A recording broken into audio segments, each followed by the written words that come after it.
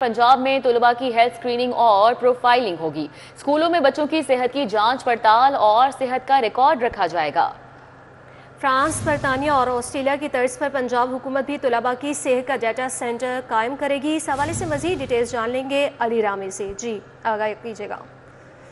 जी बिल्कुल, ये पंजाब में महकमा स्कूल एजुकेशन की कुछ सिफारिशात हैं और हुकूमत के सामने रखी हैं कि फ्रांस, बरतानिया और ऑस्ट्रेलिया की तर्ज पर जो पंजाब के सरकारी स्कूल है वहाँ पर तलबा का एक जो उनकी हेल्थ स्क्रीनिंग है वो की जाए और उनके हेल्थ से जो जितना भी डाटा है उनकी प्रोफाइलिंग करके एक डाटा सेंटर जो है वो बना दिया जाए और उस डाटा सेंटर को इसको इश्तराक होगा महकमा सेहत के साथ। और बेसिकली बुनियादी तौर पर मकसद ये है कि बच्चों की सेहत के ऊपर हुकूमत का फोकस है। और आपको याद होगा कि हुकूमत पंजाब ने एक मील प्रोग्राम जो है वो भी शुरू कर रखा है और उसी को मद्देनजर रखते हुए हुकूमत अब जो है ये फैसला करने जा रही है कि अब तलबा की हेल्थ स्क्रीनिंग जो है वो कर दीजिए, जिसमें स्टूडेंट जो है सरकारी स्कूलों के अंदर खासतौर पर, क्योंकि ये पहले सरकारी स्कूलों में शुरू होगा, तो वहाँ पे हर बच्चे की हेल्थ प्रोफाइलिंग की जाएगी, उनके स्क्रीनिंग की होगी और उनकी डाटा प्रोफाइलिंग जो है वो बनाकर महकमा सेहत के साथ जो है वो अटैच कर देगी, ताकि पंजाब हुकूमत को मालूम हो कि किस स्कूल में कौन से बच्चे किस चीज़ का ये बीमारी का शिकार है या क्या उनको प्रॉब्लम है,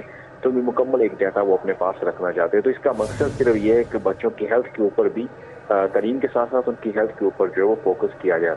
अब इस पर अपनी मंजूरी जो है वो हुकूमत पंजाब की तरफ से दी जाएगी, जिसके बाद बाकायदा इसका आगाज़ किया जाएगा और एक डाटा सेंटर बनाकर बच्चों का जितना भी हेल्थ से रिलेटेड डाटा है उनकी प्रोफाइलिंग जो है वो की जाएगी, हेल्थ स्क्रीनिंग की जाएगी और इसके लिए फिर महकमा सेहत के हुकाम के साथ भी मुशावरत जो है वो की जाएगी। ठीक है, बहुत शुक्रिया अली रामी, हमारे साथ थे, आगाह कर रहे थे।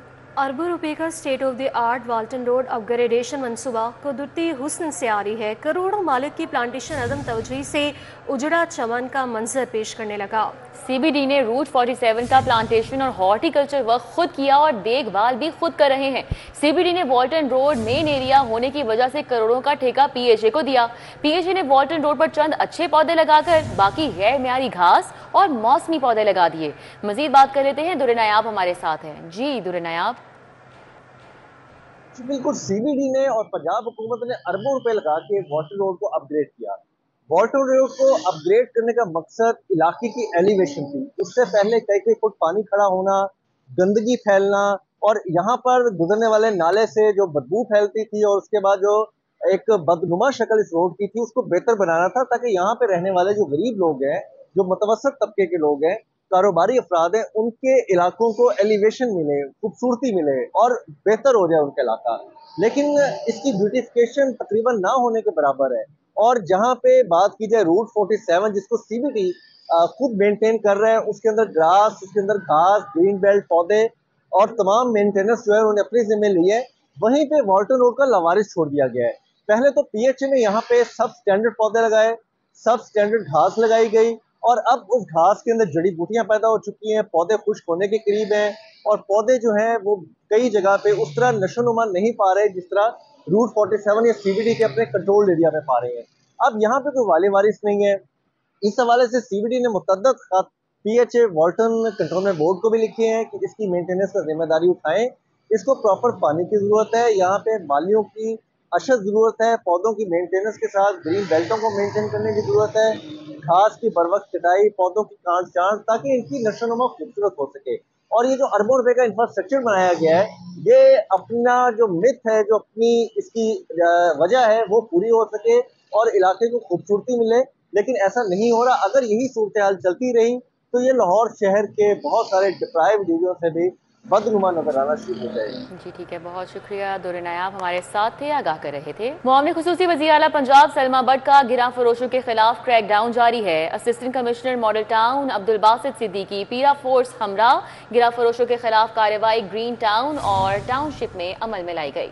गिरा फरोशी पर सब्जी की 9 दुकानें सरबा मोहर की गई। गिरा फरोशी की मुर्तकिब एक दुकानदार को जुर्माना और 2 को वार्निंग जारी की गई है, जबकि ग्रीन टाउन, चोरस टैंकी, मॉडर्न रेडी बाजार 3 दिन के लिए सरबा मोहर कर दिए गए। मुआवने खसूसी सलमा बट की जानिब से कहा गया है कि सैलाब की आड़ में गिरा फरोशी की इजाज़त नहीं देंगे। असिस्टेंट कमिश्नर की जानिब से कहा गया कि गिरा फरोशों के खिलाफ कार्रवाइयाँ यूं ही जारी रहेंगी। मुआवने खसूसी वज़ीर आला पंजाब सलमा बट का गिरा फरोशों के खिलाफ क्रैकडाउन जारी है। Assistant commissioner model town Abdul Basit Siddiqui para force भी हमरा मौजूद थे। जो बिलखसूस जो क्रैकडाउन करें वो सब्जियों की कीमतों के हवाले से करें। सैलाब के बाद जो हमें बहुत ज़्यादा शिकायत मौसूल हुई वो सब्जियों की कीमतें बढ़ना शुरू हो गई और उसकी आड़ ली गई सैलाब की, जबकि सैलाब में नो डाउट कि सब्जियों की जो फसल है वो मुतासिर हुई, लेकिन हमने सब्जियों की सप्लाई को बहाल रखने के लिए ऑल्टरनेट जगहों से सब्जियां मंगवाई भी और सब्जियां पूरी करके दी मंडियों में। मंडियों में कीमतें जो बढ़ी थी पहला हफ्ता सैलाब का वो हमने वापस ला कर दी और उसके बाद हमने देखा कि बाज़ारों में सब्जियों को आग लगी। आम शहरी जो हैं उनके लिए सब्जियां मुहाल होती जा रही दिन ब दिन। टमाटर देख लें, बैंगन, कद्दू, करेला, शिमला मिर्च, भिंडी, ये सब चीज़ों की हमें हर रोज़ की बुनियाद पर शिकायत मिल रही थी। तकरीबन 100 रुपये, 80 रुपये पर किलो के पीछे ग्राम फरोशी हो रही है इस वक्त सब्जियों के अंदर, जिसके ऊपर वज़ीर आला पंजाब मोहतरमा मरियम नवाज शरीफ की ज़ीरो टॉलरेंस है।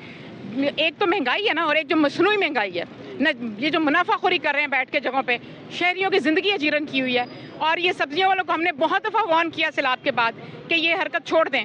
मंडियों में जिस भाव इनको मिल रही हैं और जिस भाव इसको बेचनी चाहिए उसके अंदर ये 100 रुपये का फ़र्क डाले हुए हैं। अब हम एक एक दुकान पे पहुंचेंगे और एक एक सब्जी महंगी बेचने वाले को ऐसे ही पकड़ेंगे। अच्छा सर, आप बताइएगा, आपकी तहसील में ये कार्रवाइयाँ हो रही हैं, क्या कहेंगे, किस तरह से ग्राम फरोशी के खिलाफ कार्रवाई हुई? जी देखिए, जैसे मैडम की रहनुमाई में आपने जो है ये आज का एक्शन देखा, तो ये हमारा बिला तफरीक ऑपरेशन हो रहा है। पैरा फोर्स भी हमारे साथ है और जैसे मैडम ने बताया कि ज़ीरो टॉलरेंस है, तो इसमें किसी किस्म की वायलेशन को हम छुपा नहीं रहे, हम उसको अंडरस्टेट नहीं कर रहे। हमने जो है डमी परचेज़ कराई है, हमें कोई 18 से 19 वायलेशंस मिली हैं और जहाँ जहाँ पे भी ऐसा हो रहा है कि बंदा अगर भाग गया तो हम उसकी दुकान भी सील कर रहे हैं, उनको अरेस्ट भी कर रहे हैं और भारी एक जानिब क्रैकडाउन किया जा रहा है और दूसरी जानिब शहर में चीनी महंगे दामों फरोख्त का सिलसिला जारी है और ओपन मार्केट में चीनी 190 रुपये फी किलो तक फरोख्त होने लगी। चीनी का सरकारी निर्ख 177 रुपये किलो मुकर्रर है, मगर दस्तयाब नहीं है। सारिफीन सस्ती चीनी की तरसील के मुंतजर हैं। क्या सूरत हाल है, अपडेट करेंगे अबू बकर शेख। जी अबू बकर। बिल्कुल जी, सूबाई दारुल हुकूमत में शहरियों को आज भी चीनी सस्ते दामों दस्तयाब नहीं है। लाहौर शहर के अंदर जो ओपन मार्केट है यहाँ पे चीनी 190 रुपये से लेके 200 रुपये फ़ी किलो में फ़रोख्त की जा रही है, लेकिन शहर के जो बाज़ इलाके हैं यहाँ पे आज भी चीनी दस्तयाब ही नहीं है। जो दुकानदार हैं, छोटे दुकानदार हैं, इनका ये कहना है कि वो अगर महंगे दामों चीनी ख़रीदते हैं तो उनके पास ग्राहक नहीं आता, जिसकी वजह से चीनी उनकी फ़रोख्त ही नहीं होती।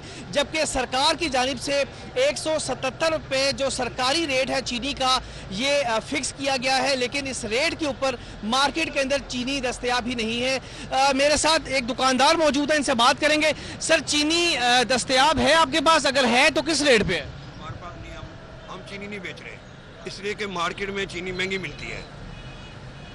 9200 का तोड़ा है होलसेल, वो बन जाती है 184 रुपये किलो, तो सरकारी रेट है 177, इसलिए हमने बंद की हुई नीलाम है कि अगर ये चीनी खरीदें तो पर केजी 184 रुपये इनको कॉस्ट पड़ती है, तो ये 177 रुपये के अंदर किसी भी सूरत में चीनी आम आवाम तक नहीं पहुंचा सकते। लिहाजा इससे बेशतर कई और भी दुकानें हैं जिन्होंने अपनी दुकानों पे चीनी ही नहीं रखी हुई।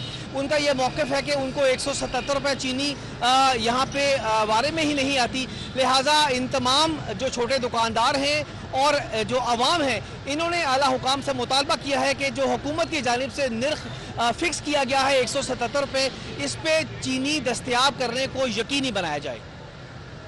अच्छा अबू बकर, बताइएगा कि ये सूरत हाल है जिसका सामना बार बार आवाम को करना पड़ता है, इस तरह की सिचुएशन रिपीटेटिवली आवाम इसका शिकार होती है, लेकिन इस हवाले से फिर फोर्सेस हैं जो कि तश्कील दे जाती हैं लेकिन वो हरकत में नहीं नज़र आती हैं। तो इंतज़ामिया इस हवाले से क्या मौसर हिकमत अमली है जो कि तैयार करती है, आपको दिखाई दे रही है?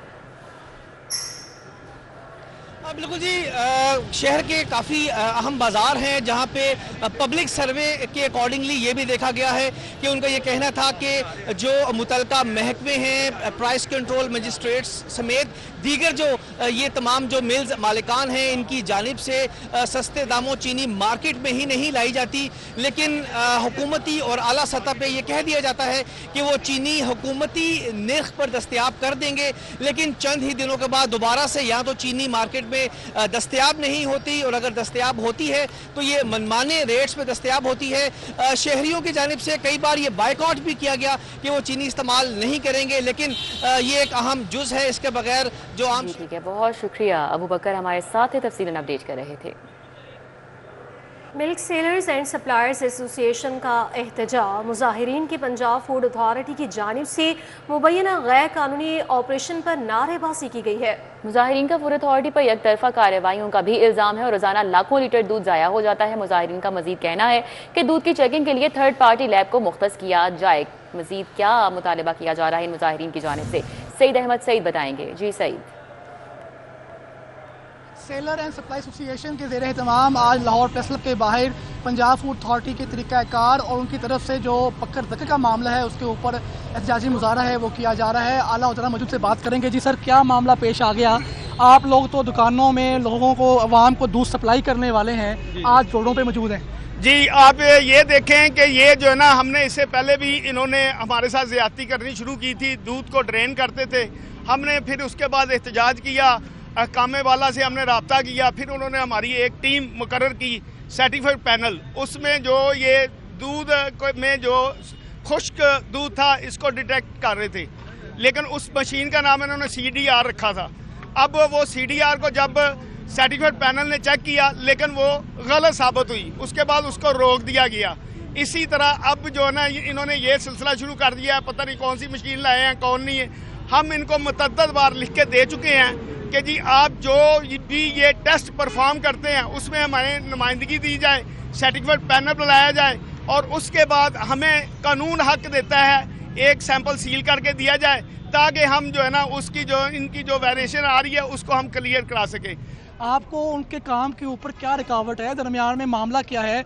पकड़ दकड़ हो रही है तो वो कहते हैं बेहतरीन और कानून के मुताबिक कर रहे हैं, आप कहते हैं कानून के मुताबिक काम नहीं हो रहा। कि आज से 5 साल पहले हम मिल्क एसोसिएशन की प्रपोजल पे लाहौर के एंट्री पॉइंट पे एक दूध की चेकिंग के लिए फूड्स लैब बनाई गई थी। फूड्स लैब जो जितनी भी गाड़ियाँ आती थी वो रोज़ाना उसको चेक करवा के आती थी। हमें अब ये बात की समझ नहीं आई कि 1 माह या 1.5 माह के अंदर, ये 5 साल के बाद 1 माह 1.5 माह के अंदर क्या हो गया है कि 98% दूध है वो जेली हो गया है। दूसरा ये है कि किसी भी अदारे में ये नहीं होता कि एक बंदा एक बंदे को पकड़ता है, वही उसकी इन्वेस्टिगेशन करता है, वही उसका ट्रायल करता है और वही उसको सजा देता है। हम मुतअद्दिद बार DG साहब को लिख के दे चुके हैं कि आप जब तक इसकी क्रॉस वेरिफिकेशन ना करें, किसी बंदे पे कोई एक्शन ना करें। PFA की जो हकाम बाला हैं वो अपने ही कवानीन की वायलेशन है वो करते हुए जो मिल्क सप्लायर हैं उनके ऊपर कार्रवाई है वो हमें लाए हुए, जिसके ऊपर आज ये लोग हैं सरापा एहतजाज भी हैं और मुतालबा भी कर दिया कि हुकूमत वक्त जो है इस वाले से एक ऐसी कमेटी तश्कील है जिसमें इनकी भी नुमाइंदगी हो ताकि जो दूध की जाली होने के वाले से जो रिपोर्ट आती है ये अपने तरीक़ेकार के तहत भी उसको जो थर्ड पार्टी से उसकी वेरिफिकेशन है वो करवा सके कि आया कि वाकई जो PFA ने रिपोर्ट मुरतब की है वो सच है या नहीं। इसके ऊपर शुक्रिया सईद अहमद सईद आपका। और अब लार्ज स्केल असेसमेंट का इम्तिहान लेने वाले हजारों एडमिनिस्ट्रेटर्स के लिए अच्छी खबर है। पंजाब भर से तकरीबन 1.5 लाख बच्चों का इम्तिहान लिया गया था। लार्ज स्केल असेसमेंट का इम्तिहान पहली था 8वीं जमात तक का लिया गया था। इस हवाले से मजीद जान लेंगे जुनेद रियाज से। जुनेद, आगाह कीजिएगा। अभी लार्ज स्केल असेसमेंट में इम्तिहान देने वालों की सुनी गई है। उनको तकरीबन 1.5 लाख बच्चों का इम्तिहान लिया गया था और उनकी पहली था 8वीं जमात इम्तिहान लेने वालों के जो एडमिनिस्ट्रेटर थे उनकी जो अदायगियाँ थी वो रुकी हुई थी, अब पेक्टा ने रिलीज कर दी और 3500 के करीब जो साहबजाद जो हैं उन्होंने इम्तिहान लिया था और इस हवाले से जो है नताइज दिए थे और एक पेपर चेक करने का मुआवजा 20 रुपये और 3 नंबर का मुआवजा 50 रुपये से मुख्तस किया गया था और इनको फंड जो है अब रिलीज कर दिए गए हैं। जी ठीक है, बहुत शुक्रिया जुनेद। लाहौर हाईकोर्ट ने फ्रॉड के मुल्जिमान की दरख्वास्त से जमानत खारिज कर दी। जमानत खारिज होते ही मुल्जिमान अदालत से फरार होने में कामयाब हो गया। मुद्दई पार्टी और वकला ने हाथापाई के बाद मुल्जिमान को भगा दिया। इस वाक़े पर डिटेल्स बताएंगे मलिक अशरफ हमारे साथ हैं। जी मलिक अशरफ। लाहौर हाई कोर्ट में एक फ्रॉड के मुकदमे में मुलव्वस मुलज़िम की अबूरी दरख्वास्त जमानत पर समाअत हुई तो मुलज़िम अपने वकला के हमरा अदालत में पेश हुआ और मुलज़िम के खिलाफ थाना अरबंसपुरा में फ्रॉड का मुकदमा था। तो अदालत में सरकारी वकील ने इसकी मुखालफत की। ताहम अदालत ने दोनों फरीकैन के वकला के दराज करने के बाद मुलज़िम की अबूरी जमानत खारिज कर दी, जिसके बाद मुलज़िम ने फरार होने की कोशिश की। ताहम इस दौरान वकला और मुद्दई पार्टी इसके पीछे भागे और उन्होंने जो मुलज़िम था उनको दबोच लिया और काफ़ी देर तक उसमें आपस में उनका दगमपेल होती रही और मुलज़म जो है अपने आप को छुड़वाने की कोशिश करता रहा। इस दौरान उसकी कमीज़ भी उतर गई। ताहम जो वकला हैं उन्होंने मुलज़म को फरार करवा दिया और ये काफ़ी देर तक यहाँ हता हाई कोर्ट में ये मामला मुलज़म के फरार का और उनकी पकड़ दकड़ का चलता रहा। तब मुलज़म जो है फरार होने में कामयाब हो गया और पुलिस ने काफ़ी कोशिश की मुलज़म गिरफ्तार करें, लेकिन वकला ने उन्हें हटा दिया और जिसके बाद पुलिस भी यहाँ से चली गई और बनस्पुरा पुलिस जो है वो फ्रॉड के मुकदमे में आज मुलज़म की गिरफ्तारी के बाद उसे गिरफ्तार करने में नाकाम रही। ठीक है मलिक। दूसरी जानिब कमिश्नर लाहौर डिवीज़न मरियम खान की लाहौर हाई कोर्ट में पहली पेशी थी, इस हवाले से क्या तफसीलात हैं आपके पास? जी बिल्कुल, आज लाहौर हाई कोर्ट में एक ज़मीन की तनाज़े का मामला था, उस पर कब्जे का मामला था कसूर में, जिस पे गुज़िश्ता समात पे डिप्टी कमिश्नर कसूर इमरान अली पेश हुए थे और अदालत में उन्होंने गलत बयानी की थी, जिस पे आज कमिश्नर लाहौर डिवीज़न मरियम खान जो है वो पेश हुई और इसके अलावा DPO कसूर जो हैं ईसा सुखेरा वो भी पेश हुए और DC कसूर इमरान अली भी पेश हुए। अदालत ने एक तो जो डिप्टी कमिश्नर हैं उनकी जो रिपोर्ट है उस पर अदम इत्मीनान का इजहार किया और इंदिया दिया कि क्यों ना इन्हें तौहीन अदालत की शोकाज नोटिस जारी किया जाए। डिप्टी जो कमिश्नर लाहौर डिवीज़न है उन्होंने भी DC के हवाले से इब्तदाई रिपोर्ट दी और मजीद जो है मोहलत इसमें उन्होंने तलब की, जिस पर अदालत ने कमिश्नर लाहौर डिवीज़न मरियम खान को DC के खिलाफ इंक्वायरी के लिए मुफस्सल इंक्वायरी के लिए 1 हफ्ते की मोहलत दी है और साथ ही जो DPO कसूर हैं ईसा सुखेरा उन्हें भी कहा है कि वो इस हवाले से अपनी मुफस्सल रिपोर्ट जो इस ज़मीन के जो कब्जे के मुतालिक है वो अदालत में पेश करें। जब इसकी समात का आगाज़ हुआ तो कमिश्नर लाहौर डिवीज़न DC कसूर DPO कसूर अदालत में पेश हुए तो जस्टिस अलीजा बाजवा ने कमिश्नर लाहौर डिवीज़न से मुकालमा करते हुए कहा कि आपके DC की गलत बयानी की वजह से आपको तलब करना पड़ा और इसने अदालत में गलत बयानी की है, जो दरख्वास्त गुज़ा खातून है उससे ज़्यादती हुई है और इसने जो अदालत में स्टेटमेंट दी है वो रिकॉर्ड के मुताबिक दुरुस्त नहीं है, जिस पर कमिश्नर लाहौर डिवीज़न ने कहा कि वो इस मामले को उन्होंने इब्तदाई तौर पर देखा है और इसके बाद भी वो उसकी मुफस्सल इंक्वायरी करेंगे और जो भी रिपोर्ट देंगी वो तहरीरी तौर पर अदालत में पेश करेंगी। जिस पर अदालत में जो DC था वो अदालत में उसने मोबाइल इस्तेमाल करने की कोशिश की, जिस पर अदालत ने उस पर इज़हार नाराज़गी किया और कहा कि आपने गलत बयानी की है अदालत में। तो जस्टिस अलीजा बाजवा ने कमिश्नर से ये भी मुकालमा किया कि आपको अपनी दुरुस्त बात कर रही हैं, ठीक बात कर रही हैं, लेकिन आज जो आपके DC है इसको भी आप जी ठीक है। बहुत शुक्रिया मलिक अशरफ आपका।